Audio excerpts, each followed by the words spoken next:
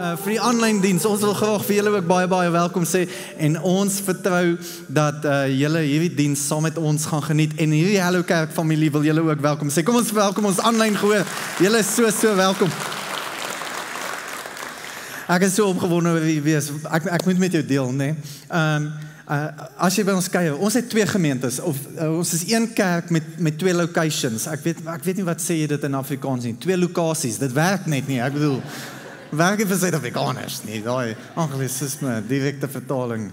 In elk geval, dit is nogal so 'n lokasie waar ons tans is. Maar en ons het vir die laaste jaar, ons het 'n gemeente geplant 'n jaar terug. Hello Church Brisbane, so alles lyk dieselfde en ons het een share team, so alles gebeur uit hierdie kantoor uit wat daar moet gebeur en ons hou nou al diens in 'n skoolsaal vir meer as 'n jaar op en af slaan en ek haat dit. In elk geval, ons het donderdag ons huurkontrak gekry vir 'n 400-seater gebou, 250 saal vir kinderkerk, 250 saal vir tienerkerk, is 'n gebou, 'n 9 jaar leasekontrak, 3 jaar, with an option to buy first right of refusal. Wat dit beteken is, ons het 'n gebou vir Hallo Kerk Brisbane, almal.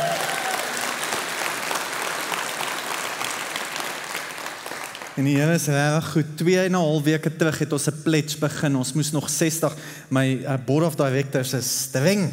Ja, streng. En hulle wou nie daai huurkontrak teken as ons nie die volle jaar se huur in die bank het nie. Streng. Ek het al gesê.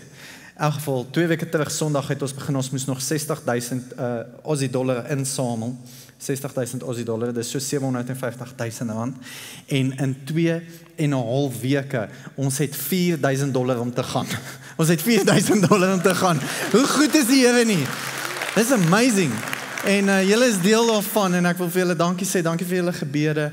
Daar's soveel goeie goed wat besig is om te gebeur en die Here is besig om te beweeg hier en in Brisbane. So as jy nuut is, ons het 2 locations.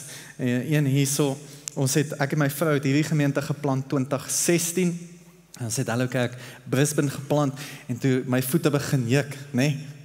Ons het weer kerk plant.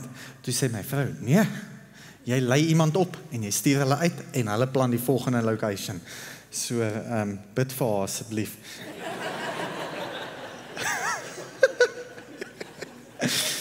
Ek grap, sy stuur haar liefde en my kinders ook. Luca wou baie graag saam gekom het. I love Hallo Kerk Centurion. Kom ons kom by die woord. My titel vanoggend is, en ek het Hallo Brisbane deur hierdie woord gevat en ek wil Centurion ook deur hierdie woord vat. Ons gaan die volgende 2 weke, ek is volgende week ook hier, gaan ons deur Romeine 8 werk, vers vir vers. En daar's 2 tipes preke wat mens normaalweg kry. En ek hoop dat ons by hierdie 2 tipe spreuke eweredig verspreid kan bly deur die loop van die jaar. Die eerste tipe preek is 'n tematiese preek. Beteken ons spreek oor 'n tema. So ons doen 'n reeks en die reeks is tematies en dit gaan oor 'n tema. En dan kry jy exegetical preek. Dit beteken dis 'n vers vir vers wat jy gaan, so jy vat 'n hoofstuk en jy preek om vers vir vers. So die groot verskil is tematies, jy het 'n tema en jy het skrif wat jou tema substansie gee of dit gee krag aan daardie tema, maar dan exegetical preek is waar jy 'n skrifgedeelte vat en jy gaan vers vir vers deur hom en jy sê, maar wat sê die skrif? Wat sê die hoofstuk vir my? Jy laat die woord met jou praat deur die skrif. So wat ons vir die volgende 2 weke gaan doen, en ek wil jou aanraai om Romeine 8 te gaan lees, die hele Romeine 8. En ek kan nie die hele Romeine 8 vandag doen nie, anders te gaan ons daai skaapbout mis waarvoor jy my nie genooi het weer eens nie. Ek weet nie, volg jy my nie op Facebook om te sien dat ek Suid-Afrika toe kom. Jy moes al daai skaapbout aan die oond gehad. Nee, ek grap. Maar ons het net nie tyd nie. So ons doen vandag vers 1 tot 17 en ek wil hê jy moet sien die progressie wat gebeur in Romeine 8. Hoe jou lewe eintlik getransformeer word en ons sien dit in hierdie skrifvers en in hierdie gedeelte en dan gaan ons volgende week Romeine 18 tot so vers 29 gaan, en dit raak teologies baie diep, want dan gaan ons 'n bietjie dieper gaan, so ek wil jou uitnooi om dit te gaan lees, maar ek wil hê jy moet saam met my lees, en jy kan op die Bible app volg, of agter op die skerm saam met my volg. Hy sê in Romeine 8 vanaf vers 1, sê hy, daar is dan nou geen veroordeling vir die wat in Christus Jesus is nie. Die wat nie na die vlees wandel nie, maar na die gees. Want die wet van die gees van die lewe in Christus Jesus het my vrygemaak van die wet van die sonde en die dood. Want God het, wat vir die wet onmoontlik was, omdat dit kragteloos was deur die vlees, deur sy eie seun in die gelykheid van die sondige vlees te stuur, en dit ter wille van sonde, die sonde veroordeel in die vlees, sodat die reg van die wet vervul kon word in ons wat nie na die vlees wandel nie, maar na die gees. Want die wat vleeslik is, bedink vleeslike dinge, maar die wat geestelik is, bedink geestelike dinge. Want wat die vlees bedink, is die dood, maar wat die gees bedink, is lewe en vrede. Omdat wat die vlees bedink vyandskap teen God is, want dit onderwerp hom nie aan die wet van God nie, want dit kan ook nie. En die wat in die vlees is, kan God nie behaag nie. Julle is egter nie in die vlees nie, maar in die gees, as naamlik die gees van God in julle woon. Maar as iemand die gees van Christus nie het nie, die behoort nie aan hom nie. Maar as Christus in julle is, dan is die liggaam dood vanweë die sonde, maar die gees is lewe vanweë die geregtigheid. En as die gees van hom wat Jesus uit die dode opgewek het, in julle woon, dan sal hy wat Christus uit die dode opgewek het, ook julle sterflike liggame lewend maak, deur sy gees wat in julle woon. Daarom dan, broeders, is ons skuldenaars, nie aan die vlees, om na die vlees te lewe nie. Want as julle na die vlees lewe, sal julle sterwe. Maar as julle deur die gees die werke van die liggaamlik dood, ek gaan daai weer lees, maar as julle deur die gees die werke van die liggaam doodmaak, sal julle lewe. Want almal wat deur die gees van God gelei word, die is kinders van God. Want julle het nie ontvang 'n gees van slawerny om weer te vrees nie, maar julle het ontvang die gees van aanneming tot kinders, deur wie ons roep, Abba, Vader. Die Gees self getuig, saam met ons gees, dat ons kinders van God is. Vers 17. En as ons kinders is, dan is ons ook erfgename. Erfgename van God en mede-erfgename van Christus, as ons naamlik saam met hom ly, sodat ons ook saam met hom verheerlik kan word. Kom sluit die oë. Here, dankie vir hierdie woord. En dis my gebed, Here, mag U elke persoon seën met hierdie woord. Mag U kom praat met elke persoon hier vanoggend in U huis. En mag U Gees die naprediker wees. Ons bid dit in Jesus naam. Amen. Ek wil 'n stelling aan julle vanoggend maak, nadat ons hierdie baie verse gelees het, en as jy Romeine 8 ken, it is saturated with the Spirit of God. Dit is vol van die Gees van die Here. Maar ek wil hierdie stelling vanoggend, en ek wil my boodskap begin met hierdie stelling vir jou vanoggend. Daar is 'n krag in jou. Daar's 'n krag in jou wat nie van jou afkom nie. Daar is 'n krag in jou wat nie van jou afkom nie. Dit is nie mensgemaak nie. Dit is nie afhanklik van jou emosies nie. Dit is die krag van die Heilige Gees. God se eie teenwoordigheid wat in jou leef, saam met jou beweeg, saam met jou wanneer jy werk toe gaan môre, wanneer jy al hierdie boodskap weer vergeet het teen môreoggend en jy klim in jou kar want iemand het voor jou ingedruk, of jy's laat of jy sit in die verkeer en jy's besig om jou make-up aan te sit want jy's laat. Daar's 'n krag wat in jou werk wat nie van jou af is nie. 'n bonatuurlike krag, die Heilige Gees, nie 'n mensgemaakte krag nie. Maar te veel van ons en te veel kinders van die Here probeer om 'n geesvervulde lewe te lei met 'n selfgemaakte krag. Ons probeer 'n geesvervulde lewe lei met 'n selfgemaakte krag. Jy het toegang tot opstandingskrag in jou lewe, maar jy leef asof jy op battery saver mode is. Ons leef asof ons nie eienaarskap het van die dinge wat die Here vir ons reeds gegee het nie. En dan leef ons 'n lewe, want ons is moeg en ons weet nie hoe gaan ons by die Vrydag kom en kan ons net tot by Sondag kom. En hierdie moet nie net jou kickstarter wees vir die week nie. Want jy het nie net hierdie kickstarter vir die week en toegang tot dit net op Sondag nie. Môreoggend van jy opstaan, Donderdag, Vrydag. Maar partykeer sit ons en ons kry onsself jammer, my gunsteling liedjie in die kerk om te sing, is 'n kleuterskool liedjie wat ek gesing het en geleer het in die kleuterskool. Ken julle hom? Hier is my gunsteling, as jy lank genoeg in hulle kerk is, weet jy. Ons leef met hierdie gesindheid en hierdie lewe. Ag, ek is alleen nag. Niemand wil my hê nie. Ek gaan 'n wurmpie eet. Njam, njam, njam. Byt af sy kop. Sy geit sy sop.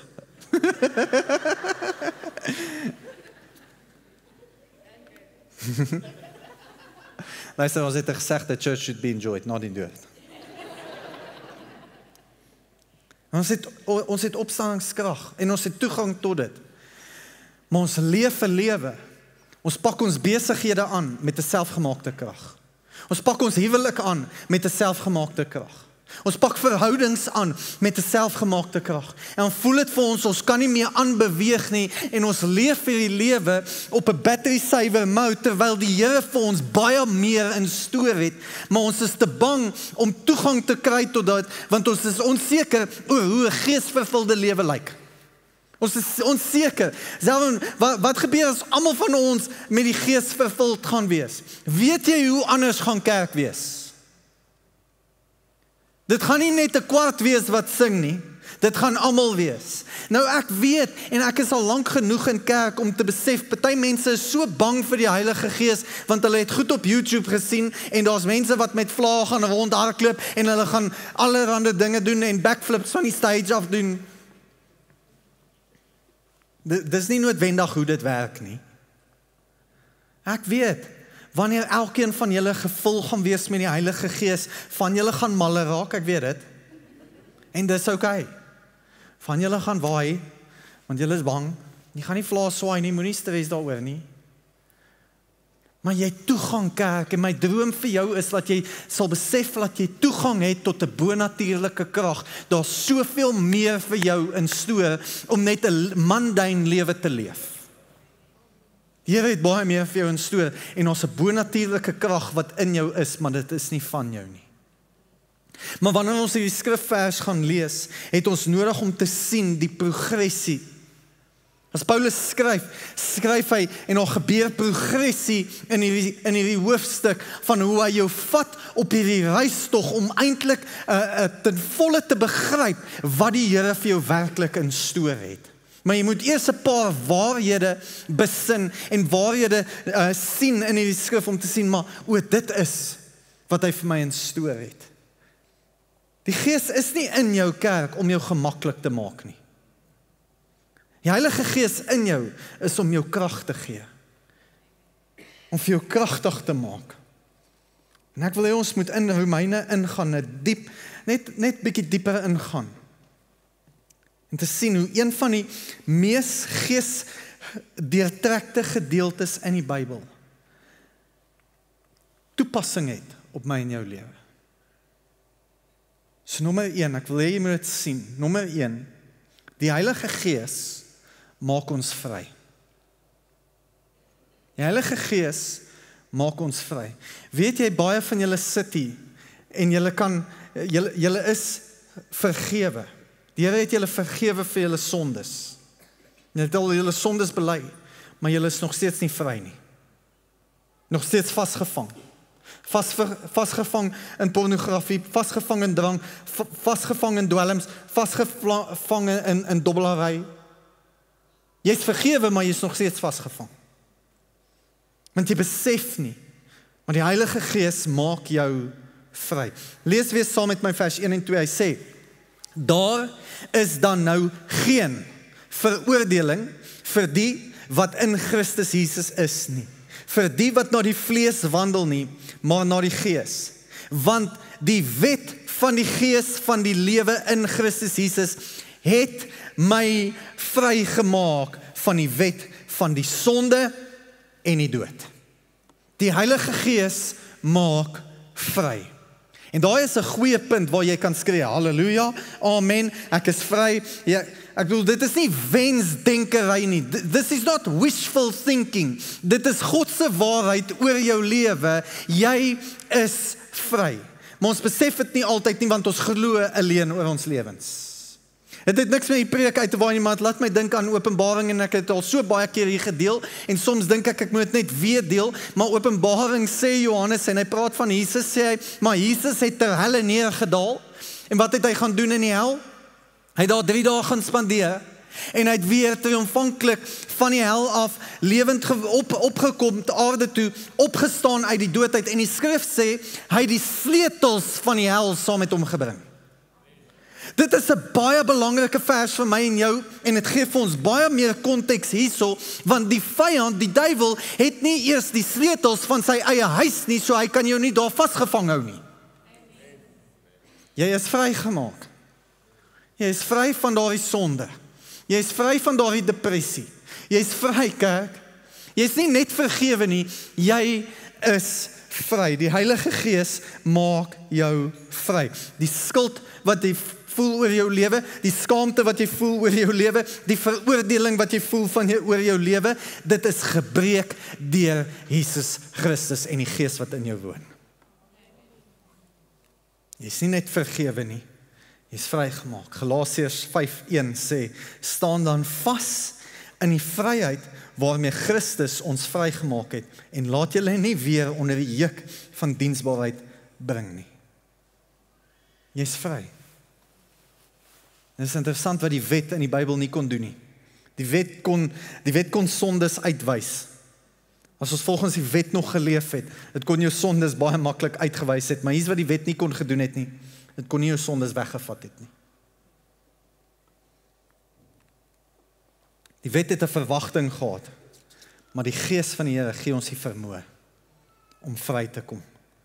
Wat die wet vereis het, word bemagtig deur die Heilige Gees. Jy is vry. En ek wil hê jy moet sien vanoggend, want as jy Romeine weer gaan lees, dit begin hierso, en jy moet hierdie waarheid eers besef, jy is vry. Maar as jy vry is, hoe leef ons in daardie vryheid? Dis 'n belangrike punt, want net omdat jy vry is, beteken nie jy kan net doen wat jy wil nie. Daar's nog steeds spelreëls onder die wet van die Here, onder sy vryheid. Jy moet nog steeds volgens sy boundaries leef. Want as jy volgens die boundaries van die Here leef, ek wil dit soos, as jy onder die heerskappy van die Here leef, bly jy onder sy beskerming. So, net omdat jy vry is van die wet, kerk, beteken nie net jy kan gaan doen wat jy wil nie. Jy moet nog steeds onder sy heerskappy leef. En as jy onder sy heerskappy uitbeweeg, dis wanneer die aanvalle van die duiwel in die geestelike riem jou harder tref. Want ons geen beskerming nie. So as ons nou vry is en ons weet, die Gees van die Here is in my en hy het my vrygemaak, hoe leef ek met daardie vryheid? Sien, ons leef met daardie vryheid deurdat die Gees ons denke kom vernuwe. En dis wat die Gees van die Here met een en elkeen van ons doen. Dit vernuwe ons denke. Lees saam met my vers 5. Hy sê, want die wat vleeslik is, bedink vleeslike dinge. Maar die wat geestelik is, geestelike dinge. Want wat die vlees bedink is dood, maar wat die Gees bedink is lewe en vrede. Omdat wat die vlees bedink vyandskap teen God is, want dit onderwerp hom nie aan die wet van God nie, want dit kan ook nie. En die wat in die vlees is, kan God nie behaag nie. Julle is egter nie in die vlees nie, maar in die gees, as naamlik die gees van God in julle woon. Maar as iemand die gees van Christus nie het nie, die behoort nie aan hom nie. So kom ek staan net gou stil vir 'n oomblik, sodat ons hierdie mooi verstaan. Net soos wat die Here 3 in 1 is jy ook gees, siel en liggaam.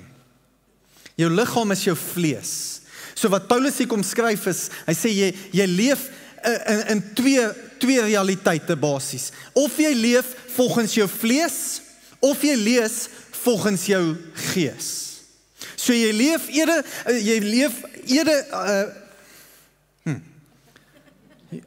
either. You're either living through your flesh man or your spirit man.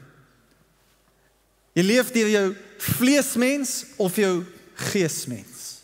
En wanneer jy deur jou vleesmens leef, dis wanneer jy heeltyd gaan dink aan sonde, is wanneer jy heeltyd gaan wil doen wat wêrelds is, en jy gaan daardie vleesmens wil kos gee. Die enigste manier hoe jy dit oorwin, is wanneer jou geesmens sterker is as jou vleesmens. En daarom is dit belangrik, wanneer die gees in jou is, moet jy jou denke elke dag vernuwe. Want die Heilige Gees stel jou in staat om jou denke te vernuwe. Hoekom moet jy jou denke vernuwe? Sodat jy jou geesmens kan sterker maak, sodat jou geesmens sterker is as jou vleesmens. Maak dit sin? En die Heilige Gees kom stel ons in staat. Dit bring my by hierdie vraag: wie beheer jou denke? Wie beheer jou denke?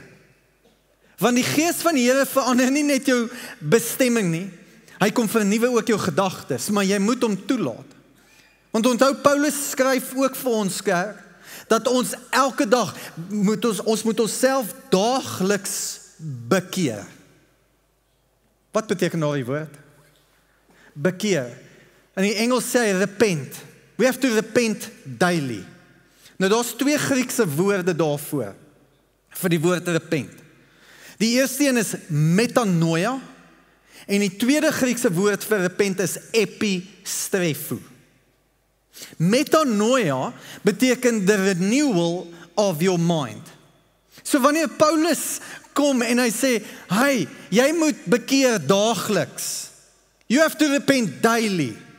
Kom hy nie en hy sê, jy moet gaan, ag Here, vergewe my elke dag, vergewe my. Hy het 2 komponente. 2 komponente. Hy sê, jy moet metanoia. Jy moet jou denkwyse vernuwe. Metanoia beteken the renewal of your mind. Beteken, ek gaan nie meer so oor hierdie goed dink in my lewe nie. Luister, as jy nie te veel van jou vrou tans hou nie, metanoia. As dinge nie lekker is nie, metanoia. Begin anders te dink. Begin anders te dink daaroor, oor die situasie. Elke dag, ek gaan anders I'm gonna renew my mind. Ek gaan my denke vernuwe. En dan die tweede woord is epistrefo. Epistrefo, as Paulus sê, jy moet daagliks bekeer, sê hy ook epistrefo. Wat epistrefo beteken is, om 180 grade te draai en weg te beweeg. So wanneer jy in jou vlees leef, kom Paulus en hy sê, luister, die Gees maak dit vir ons moontlik om ons denkwyse te vernuwe. So ons gaan nou anders te dink, ons gaan nie meer leef volgens die vlees nie. Ons gaan nie meer deelneem in dit wat dood maak nie. Hy sê metanoia, so ons gaan anders te dink, maar dan sê hy epistrefo. Beteken, moenie kyk hoe naby jy aan sonde beweeg nie. 180 grade en jy draai weg van daardie leefstyl af. Kerk, sonde, moet my verkeerd verstaan, sonde is lekker. Allemaal bly, is chips daar. Vir die vlees is dit bitter lekker. Dit maak nie eers sin nie, want bitter is nie lekker nie. Het is lekker om dit te doen. Het is lekker om nonsens aan te vang.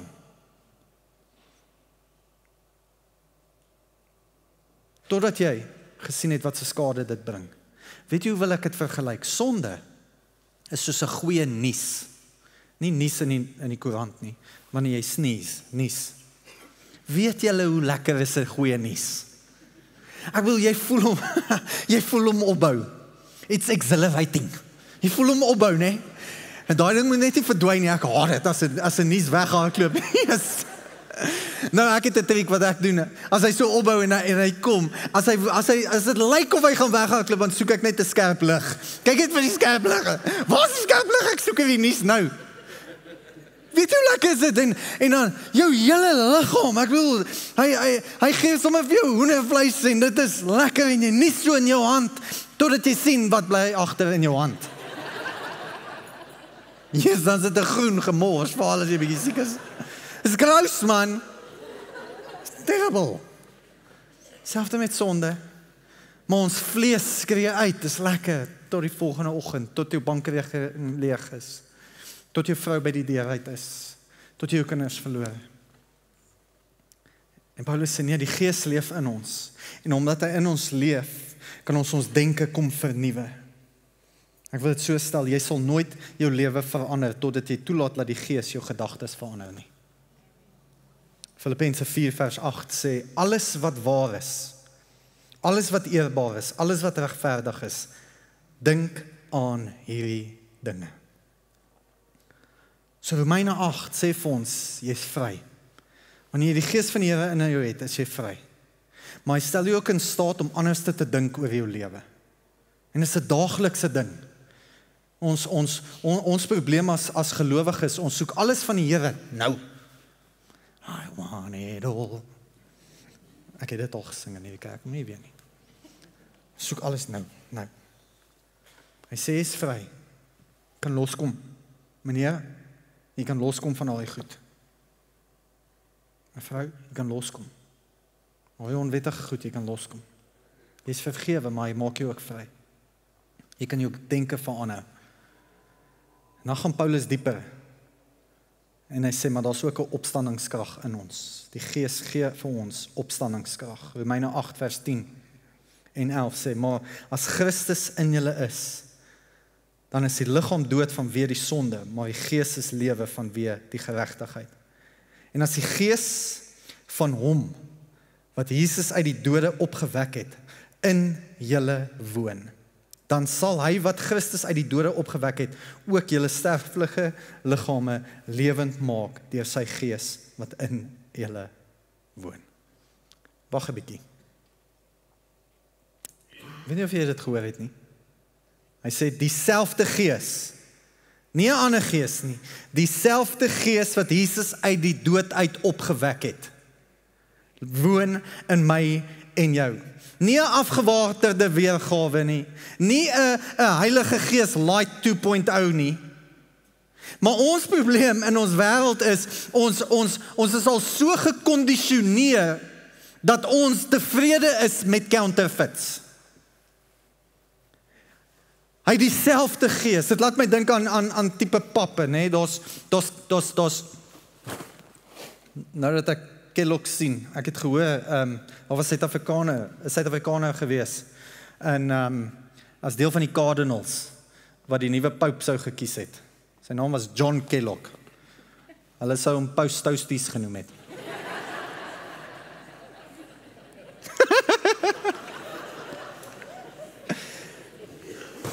Hierdie is cornflakes. Hierdie is regte cornflakes. En dan kan jy nog die no-name brand ook. Maar ons lewe is al so gekondisioneer dat ons met afgewaarderde weergawes tevrede is. Daar's soos hierdie. Ek bedoel, hier's 'n goeie voorbeeld. Hierdie is Iron Brew. Hierdie is Iron Brew flavored drink brew. Real deal. Fake. Afgewater. Dit is soos iPhone en Samsung.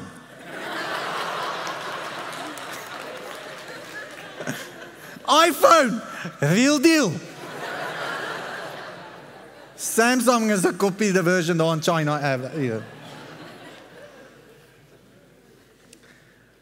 Coca-Cola, real deal.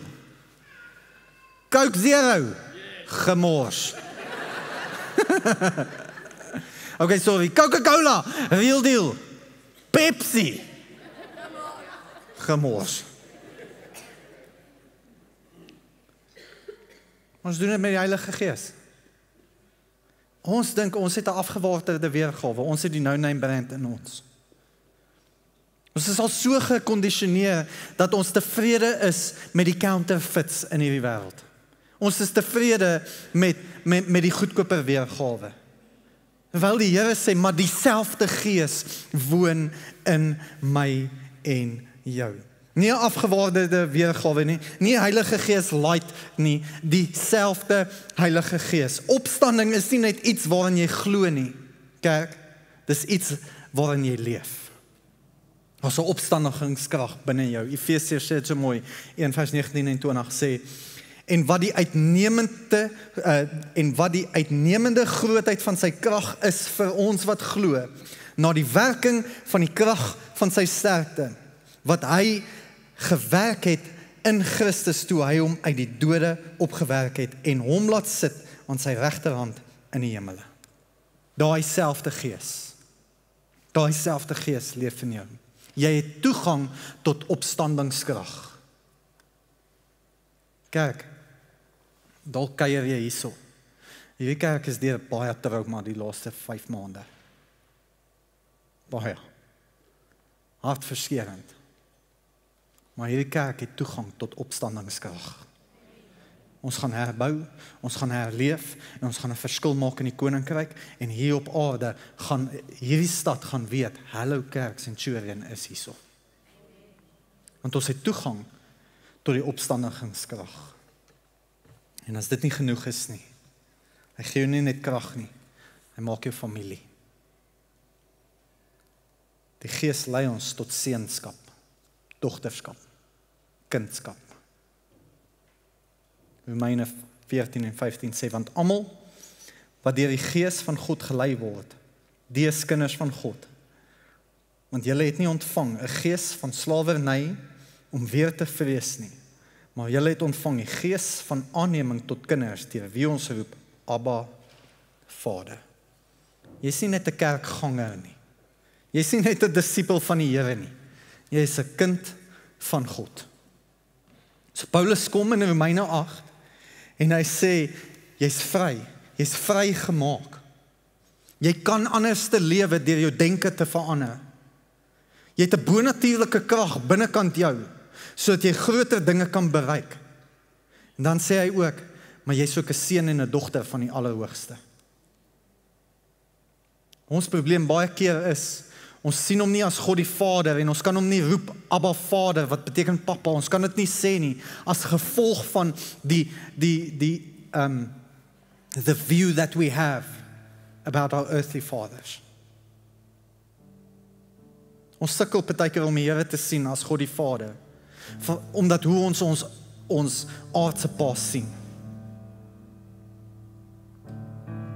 Ek wil vir jou sê, as jou aardse pa jou seer gemaak het, dis nie die Here nie. Dis nie God die Vader nie en dis nie sy hart vir jou nie. God die Vader is lief vir jou. Hy is so lief vir jou dat hy sy seun gestuur het om vir jou te sterf, sodat jy kan hemel toe gaan. Hy is so lief vir jou dat hy vir jou sê, jy sit nie net hier as 'n besoeker nie. Jy sit hier en jy deel aan sy tafel. Jy deel aan sy koninkryk. Jy's 'n kind van die Allerhoogste. Jy's 'n seun en 'n dogter van die Allerhoogste. En die Gees herinner jou daaraan oor en oor en oor. Johannes 1:12 sê, maar almal wat hom aangeneem het, aan hulle het hy die mag gegee om kinders van God te word. Hier's wat ek hou van die Heilige Gees. Die Gees wys nie jou na jou sonde toe nie. Hy sê nie kyk daar nie. Wat die Gees van die Here doen is, Hy sê vir jou, daar's God die Vader. Hy wys jou na die Vader. Jy's nie 'n geestelike weeskind nie. Jy het 'n plek aan die tafel. Jy's vry. Jou denke, jy kan anders te dink. Daar's 'n bonatuurlike krag, kerk. Jy hoef nie werk toe te gaan met hierdie gesindheid dat die Here nie vir jou is nie. Hy's in jou en dieselfde krag wat Jesus uit die dood uit opgewerk het, leef in jou. Maar jy's ook 'n seun en 'n dogter. Die vraag is, hoe aktiveer ek dat? Hoe aktiveer ek dit wat reeds binne my is? Dan ek het die Here al aangeneem. So sy Gees woon in my. Hoe aktiveer ek dit? Vir vier vinnige goed sê ter afsluiting. Nommer 1, bly in die woord. Elke dag, bly in die woord. As jy die Gees van die Here wil aktiveer in jou lewe, bly in die woord. Johannes 6:63 sê, die woorde wat ek tot julle spreek, is gees en lewe. Bly in die woord. Nommer 2, bid in die Gees. Van julle het nog nie as 'n taal ontvang nie. Dit is vir julle volksvreemd. Pinkster is op pad en ons gaan julle leer, moenie waai nie. Die Here het vir jou 'n gawe. Jy kan hom bid. Sê in Efesiërs 6:18, bid in die Gees met alle gebed en smeking. Elke dag. Hoe aktiveer ek die Heilige Gees in my? Ek sê in die woord. Ek bly bid. Sterf van jou eie wil daagliks, nommer 3. Daagliks. Sterf vir daai sonde. Môre as die baas jou vra om iets onwettig te doen, sterf vir daai sonde. Môre wanneer jy iets op jou foon wil kyk wat nie reg is nie, sterf van daai sonde daagliks. En nommer 4, laat die Gees jou lei. Kerk, ek wil dit weer sê, jy het vryheid. Jy het vryheid. Jy het nuwe denke. Jy het opstandingskrag. Maar die belangrikste, jy het 'n Vader. Jy het 'n Pa wat lief is vir jou, wat omgee vir jou. En sy uitnodiging aan jou is, as jy lanklaas by sy voete was, is kom huis toe. Want hy wil jou bemagtig. Kom ons sluit die oë.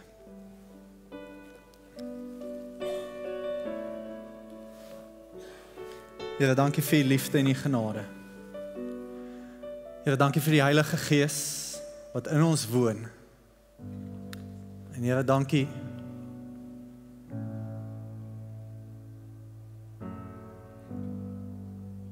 dat U kom en ons nie op ons eie laat nie. Maar Here, dat U vir ons krag kom gee deur die Heilige Gees om 'n lewe te leef wat U oor ons droom. Dankie Here dat ons U God die Vader kan noem. Dankie dat ons toegang het tot alles wat U vir ons instoor het in U koninkryk. En terwyl elke oog gesluit is, ek beleef ek moet 2 uitnodigings maak. Die eerste een natuurlik is om huis toe te kom vanoggend. As jy Jesus nog nie aangeneem het nie, as jou persoonlike redder en saligmaker, as wedergeboorte nog nie plaasgevind het in jou lewe nie, is hierdie gebed vir jou. As daar 'n vreemde woord is, dan is dit vir jou. Ek gaan jou nie expose nie, maar ek wil graag vir jou bid. Terwyl elke oog gesluit is. As jy Jesus vanoggend wil aanneem, of terugkom na sy huis toe, en jou lewe weer wil commit aan die Here, wil jy nie net vir my jou hand opsteek en weer laat sak. Ek wil jou graag insluit in hierdie gebed. Ek gaan jou vorentoe roep nie. Dankie. Dankie, dankie. Dankie, jy kan weer laat sak. Dankie. Dankie. Ons gaan nou vir julle bid, maar 'n tweede uitnodiging wat ek baie sterk op my hart beleef. As jy geen verhouding het met jou aardse pa nie, as gevolg van wat hy aan jou gedoen het, en jou perspektief van die Here is dalk nie die waarheid of die realiteit wat dit behoort te wees nie. as gevolg van jou aardse pa. Wil ek vir jou bid vanoggend. Weer eens, almal se oë, en ek wil jy moet dit respekteer vanoggend. Almal se oë gesluit. Wil jy nie van jou hand opsteek en net vandag weer laat sak nie. Dankie, jy kan weer laat sak. Dankie. Ek voel hier's nog mense. Die Here roep jou vanoggend huis toe. Dankie. En hy wil hê jy moet sy liefde bonatuurlik beleef, soos 'n pa se liefde behoort te wees. Hy wil jou kom omvou en toevou met sy arms. Ek gaan 'n laaste geleentheid gee as daar nog iemand is. Ek gaan jou nie vorentoe roep nie, ek beloof. Dankie. Ek gaan reageer op die eerste gebed en ek wil hê jy moet saam met my agter my aanbid vir almal wat hulle hande eerste keer opgesteek het. Here Jesus, ek kom vanoggend en ek kom verklaar dat ek 'n sondaar is. Maar dankie dat U vir my gesterf het aan die kruis van Golgotha. Ek neem U aan as my persoonlike verlosser en saligmaker. En ek aanvaar die geskenk van die ewige lewe in Jesus naam. En Here, ek wil kom nou en ek wil kom bid, Here, U het al daai hande gesien wat opgegaan het. Here, van mense wat nie 'n goeie verhouding het nie, mense wat seer gekry het, en mense wat U nie kan sien as God die Vader, as gevolg van die persepsie wat hulle het, wat gelos is deur hulle aardse pa. Here, ek wil bid dat U bonatuurlik hulle sal kom omvou met U liefde, dat U hulle sal toemaak en dat hulle sal beleef wat dit is om in U arms is te wees, Here. Dat hulle daardie bonatuurlike liefde sal beleef en dat hulle deur hulle liggaam sal spoel, Here, dat hulle sal beleef maar hoe U hulle opwek met 'n liefde wat hulle nog nooit beleef het nie. Dankie, Here, dat U ons roep en aanneem as U eie, as U kinders. En dankie, Here, dat ons vrymoedigheid het om te kan sê, Abba, Vader. Ons dankie daarvoor. In Jesus naam. En almal sê, Amen.